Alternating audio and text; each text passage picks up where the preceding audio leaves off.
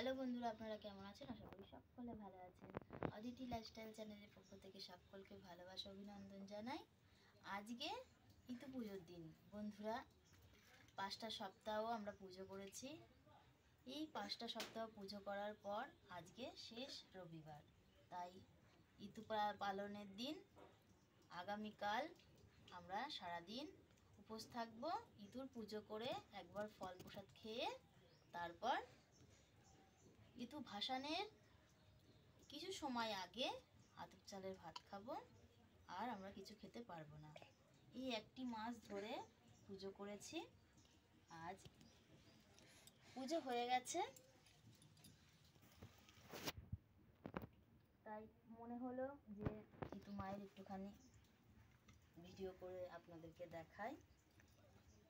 তাই বন্ধুরা, আমাদের ভিডিওটা ভালো লাগলে আপনারা অবশ্যই লাইক কমেন্ট শেয়ার করে দেবেন আর পুজো মায়ের পাশে থাকবেন।